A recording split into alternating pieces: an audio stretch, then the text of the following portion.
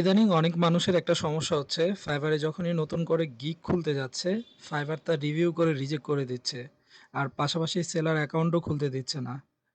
আমি যদি একটা ইমেলের স্যাম্পল দেখাই তাহলে ব্যাপারটা বোঝা যাবে। সেটা হলো গিয়ে যখনই আমরা নতুন একটি ফাইবারে গিগ খুলছি, গিগ খোলার সাথে, সাথে এরকম একটা ইমেল আমরা দেখতে পাচ্ছি যে we can not approve your seller profile. So এই সমস্যাটা কেন হচ্ছে? এই সমস্যাটা থেকে সমাধান কিভাবে করা যায়? সেই বিষয় নিয়ে আজকের এই ভিডিওটা। আশা করি আপনাদের অনেক ভালো লাগবে। ফাইবার কিন্তু কোনো রিজন বলছে না কেন তারা ফাইবারের সেলারদের গিগ অ্যাপ্রুভ করছে না। আর আমি আমার অ্যানালাইসিস থেকে এই ভিডিওটা বানাচ্ছি। তাই যাদের এই ব্যাপারটা নিয়ে অনেক বেশি সমস্যা হচ্ছে বা তারা গিগ বা সেলার অ্যাকাউন্ট খুলতে পারছে না, আশা করি ভিডিওটা পুরোটা দেখলে আপনাদের আর সমস্যা হবে না ইনশাআল্লাহ। আসসালামু আলাইকুম। আমি মোহাম্মদ আশিকুর রহমান, একজন ওয়েব ডেভেলপার। আমি ফাইবারে একজন লেভেল 2 সেলার ও পাশাপাশি আমি আপওয়ার্ক ও পিপল পাওয়ারও কাজ করছি। আপনাদের যদি আমার এই ভিডিওটা ভালো লাগে অবশ্যই আমার চ্যানেলকে সাবস্ক্রাইব করবেন আর আমাকে জানাবেন কমেন্টে আপনারা কি ধরনের সমস্যার সম্মুখীন হচ্ছেন। তো চলুন শুরু করা যাক। প্রথমত আমরা যখন সেলার অ্যাকাউন্ট খুলতে যাই, ধরেন আমি একটা সেলার অ্যাকাউন্ট খুলেছি, এটা আমি একটা ফেক অ্যাকাউন্ট খুলেছি।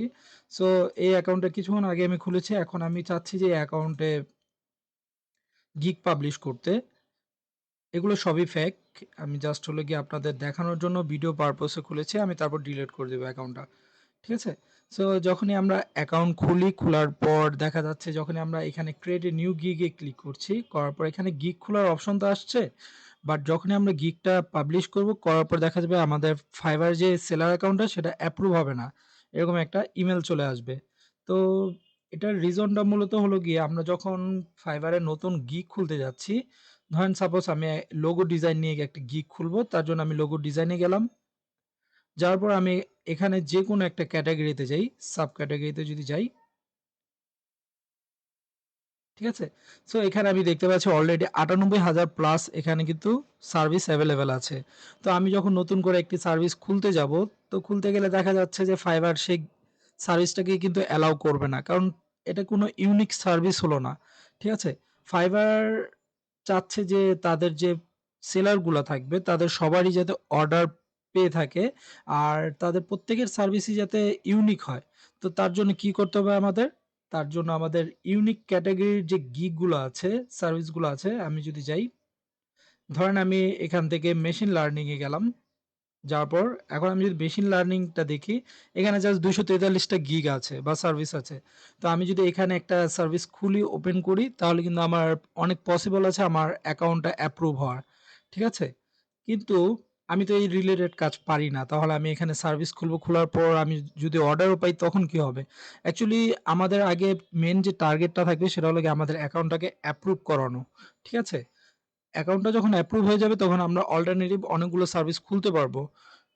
তো যখন আমরা অল্টারনেটিভ সার্ভিস খুলে নিব তখন আমরা এই যে সার্ভিসটা খুলবো সেটা আমরা ডিলিট করে দেব।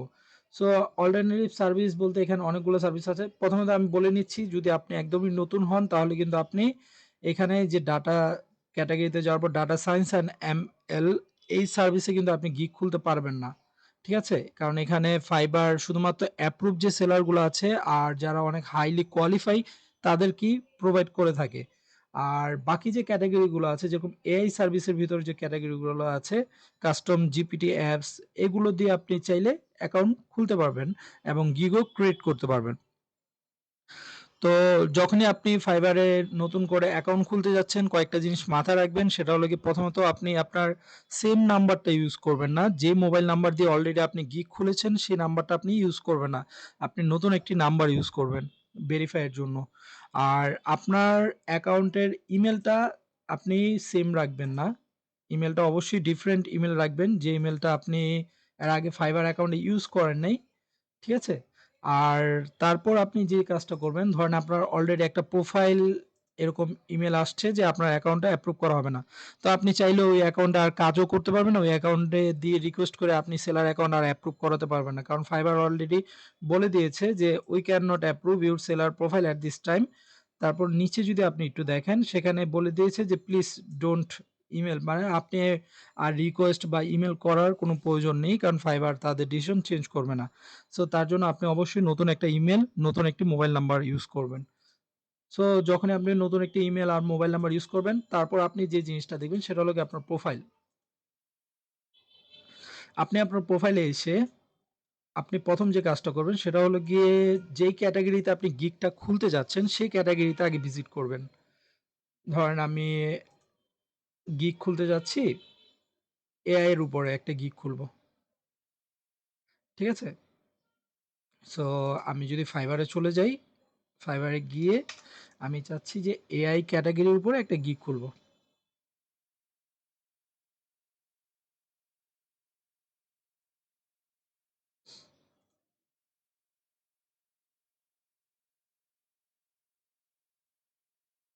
ওকে, সো আমি এখান থেকে ডাটাতে চলে যাচ্ছি। আচ্ছা, Fiverr আপডেট দিচ্ছে তার কারণে হয়তোবা সমস্যা হচ্ছে। আচ্ছা, আমি চাচ্ছি যে এআই সার্ভিসের উপর একটি নতুন করে গিগ খুলতে, যাতে আমার প্রোফাইলটাকে আমি অ্যাক্টিভ করাতে পারি। তার জন্য এখানে দেখেন ৪৬০ টা গিগ অলরেডি আছে। সো আমি যদি এই ক্যাটেগরিতে গিগ খুলি ভালোমতো তাহলে অবশ্যই আমার প্রোফাইলটা অ্যাক্টিভ হয়ে যাবে। তো প্রথমত আবার যে কাজটা করতে হবে সেটা হলো গিয়ে আমার এখান থেকে সেলার ডিটেইলসে যেতে হবে। যার পর এখান থেকে বেস্ট সেলিং এর জায়গায় আমি নিউয়েস্ট অ্যারাইভাল এটা দিব, যারা নতুন গিগ খুলেছে। এখানে আপনি দেখতে পারবেন অনেকেই আছে যারা নতুন গিগ খুলেছে আর তাদেরটা অ্যাক্টিভ হয়ে গেছে। সো আমি এখান থেকে যেকোনো একজনের প্রোফাইলে যাব। ধরেন এখান থেকে উনার প্রোফাইলে যাচ্ছি আমি। উনি বাংলাদেশের থেকে কাজ করছে। সো উনাকে দেখতে পাচ্ছেন উনি একজন গ্রাফিক্স ডিজাইনার, বাট উনি কিন্তু গিগ খুলেছে কোথায়? এআই সার্ভিসের ভিতরে। কারণ উনার হলো গিয়ে প্রোফাইলটাকে আগে অ্যাক্টিভ করাতে হবে তার জন্য। সো আমি বাংলাদেশী চাচ্ছি না, আমি চাচ্ছি যে বাইরের দেশের যেকোনো একজন সেলারের প্রোফাইল দেখে আমি আমার গিগটাকে আমার প্রোফাইলটাকে আমি অ্যাক্টিভ করাবো। তার জন্য আমি ১ম এ এখান থেকে এই যে থমাস নামে একজনের প্রোফাইলে যাচ্ছি। যাওয়ার পর উনার যে ডিটেইলস গুলো ইউজ করেছে, উনার অ্যাবাউট মি, উনার ডিটেইলস, উনার ছবি সবকিছু কি করব আমি আমার অ্যাকাউন্টের ভিতর দিব। আমার এই যে প্রোফাইলটা দেখতে পাচ্ছেন এটাও কিন্তু অন্যজনের একটা গিগ আর ডিটেইলস আমি ইউজ করেছি। আমি অলরেডি সার্ভিস প্রোভাইড করি ওয়ার্ডপ্রেস এর উপর, প্রোগ্রামিং টেক এর উপর। বাট আমি এখানে দিয়েছি আমি ডাটা সায়েন্টিস্ট এবং সফটওয়্যার ইঞ্জিনিয়ার। ঠিক আছে? দেওয়ার পর আমি এখানে যা আছে আরেকজনের গিগ থেকে আরেকজনের প্রোফাইল থেকে আমি এগুলোকে কপি করেছি। এখানে আমি ল্যাঙ্গুয়েজ দিয়েছি, স্কিল দিয়েছি। মানে সে যা তার প্রোফাইল ইউজ করেছে আমি সেটাই এক্সাক্টলি এখানে ইউজ করেছি। ঠিক আছে? সো করার পর এখানে স্কিল দিয়েছি, দেওয়ার পর এডুকেশন দিয়েছি। এখন আমি প্রোফাইলটা খুলেছি আজকেই। এখন আজকেই যদি প্রোফাইল খুলে যদি আমি গিগটা দিই তাহলে অনেক হাই চান্স আছে যে আমার অ্যাকাউন্টটা অ্যাপ্রুভ হবে না, রিজেক্ট করে দিবে। তার জন্য আমি গিগের সব ডিটেইলস দিয়ে রেখেছি এখানে। আমি এটাকে ২ থেকে ৩ দিন পরে আমি এই গিগটাকে পাবলিশ করব।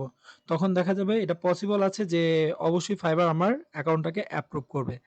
সো আমি যদি ইন সামারি আপনাকে বুঝাই সেটা হলো গিয়ে আপনি আপনার অ্যাকাউন্ট যখন ওপেন করবেন, আপনার সেম মোবাইল নাম্বার ইউজ করবেন না, সেম ইমেল আপনি রাখবেন না, সেম নামটা ইউজ করবেন না। ১ম দিকে আপনি নামটা সেম রাখবেন না। ঠিক আছে? আপনি একটা ডিফারেন্ট নাম দিতে পারেন। নাম আপনি পরে চেঞ্জ করে নিতে পারবেন। কোনো সমস্যা নাই। আপনার প্রোফাইলের সেটিংসে গেলেও আপনি আপনার নামটাকে চেঞ্জ করে নিতে পারবেন। ধরেন আমি সেটিংসে গেলাম, যাওয়ার পর আমি এখান থেকে চাইলে গো টু মাই প্রোফাইল। এখান থেকে আমি আপডেট করে নিতে পারবো আমার প্রোফাইলের ডিটেইলসগুলো।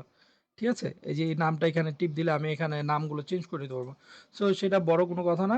আপনার ১ম দিকে আপনি জাস্ট হলো গিয়ে কিছু ফ্যাক ইউজ করবেন। ফ্যাক ইউজ করার পর যখন আপনার প্রোফাইলটা অ্যাক্টিভ হয়ে যাবে তখন আপনি সবকিছু চেঞ্জ করে নিতে পারবেন। সো এখান থেকে আপনি আপনার ফোন ভেরিফিকেশন করে নিবেন। করার পর আপনার যাবতীয় পার্সোনাল অ্যান্ড বিজনেস ইনফোতে গিয়ে আপনি চাইলে পরবর্তীতে এগুলোকে এডিট করে নিতে পারবেন। ঠিক আছে? সো আমি যা, যা বললাম আপনি সেম নাম্বার ইউজ করবেন না, সেম ইমেইল ইউজ করবেন না, সেম নামে প্রোফাইল খুলবেন না যেটা অলরেডি রিজেক্ট হয়ে গিয়েছে। আর আপনার সার্ভিসটা হতে হবে ইউনিক। আপনি যেকোনো ইউনিক ক্যাটেগরি থেকে সার্ভিস করবেন যেটাতে সার্ভিসের রেজাল্ট অনেক কম আছে। আর মেইন যে জরুরি কথা সেটা হলো গিয়ে অবশ্যই আপনি সেম ইনফরমেশন ইউজ করবেন না। যখন আপনার গিগটা বা সার্ভিসটা আপনি এখানে ভিজিবল দেখতে পারবেন, এখানে আপনার শো করছে নিউয়েস্ট অ্যারাইভালে, তখন আপনি গিয়ে সবকিছু কয়েকদিন পরে ৩ থেকে ৪ দিন পরে অবশ্যই আবার নতুন সার্ভিস বা নতুন গিগ খুলতে পারবেন। সেটা আপনার রিলেটেড ক্যাটেগরিতে। ধরেন আপনি ওয়েবসাইট কাজ করেন, ওয়ার্ডপ্রেস নিয়ে আপনি কাজ করেন, ওয়ার্ডপ্রেসে আপনি প্রোফাইল খুলতে পারবেন, লোগো ডিজাইন করতে পারবেন। সো আজকের ভিডিওটা এই পর্যন্তই। আসলা আশা করি সবার অনেক ভালো লেগেছে। যদি ভালো লাগে তাহলে অবশ্যই আমার চ্যানেলকে সাবস্ক্রাইব করবেন, কমেন্ট অ্যান্ড শেয়ার করবেন আর লাইক করে পাশে থাকবেন। আসসালামু আলাইকুম।